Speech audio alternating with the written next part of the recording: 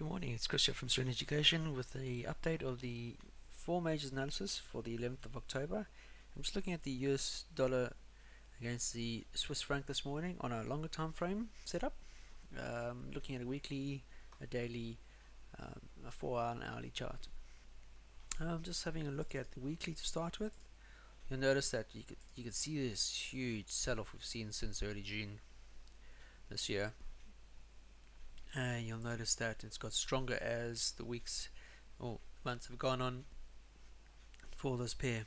The US dollar is not having a lot of luck with against the Swiss franc, and you can see that noticeably a major fall to the downside in the past couple of weeks, which is not good at all for this.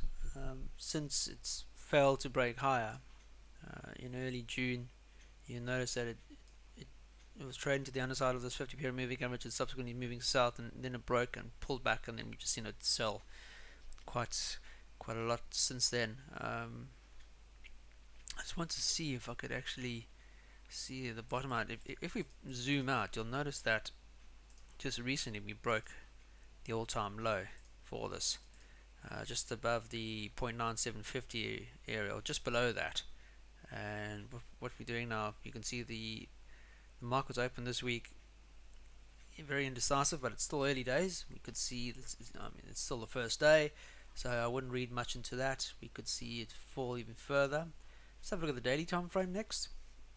You can see we're still the 20 period is really governing this nice resistance level, and this is this whole area I was telling you about earlier. And when it broke through that, it's subsequently just pulled off, and we've seen it fall even further. Okay, you can see the CTC working beautifully, especially on these longer time frames. Oops, apologies for that. You can see how we got our red candle after topping out above the 117 mark, failing to break higher. So we were looking to see a break below the previous support area here, and then we saw a break and failed to break higher, and then we got our red arrows, and then once we had the moving average crossover type thing, we've seen it sell, and we've been in this sell ever since. Okay, so you would literally be thousands of pips up at this time, and still going. You can see that it's going to be 3 days now where the price has failed to break lower. So a bit of a consolidation here on the daily time frame for this pair. So ideally what we're looking for, if it fails to break lower, then we could see another break to the upside, and our first port of call would be here just before the 975 area. Just be aware of that. Okay, so got to break low and close lower to confirm more selling. Otherwise what we could do is we could just see it bounce to the upside. Okay, so on a daily, bit of consolidation. You can see that on our smaller time frames, our 4-hour for example. I'll pull that one up. You can still see we dictated by the 50-period moving average's resistance level.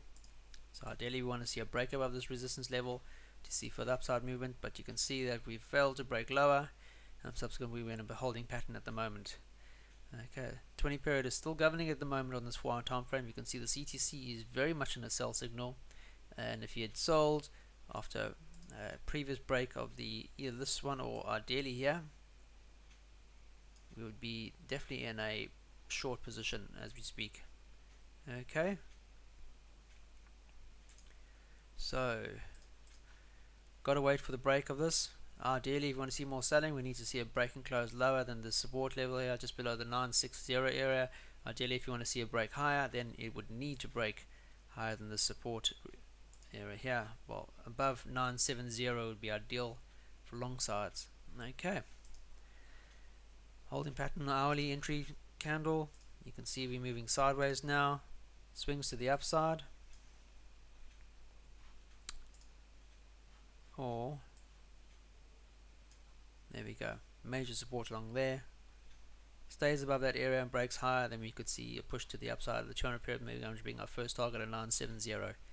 Okay, all important. Previous support and resistance. Break higher than 965, look to 970 as your next target. Alright guys, I'll be back with the last pair of the day, the US dollar Japanese pair next.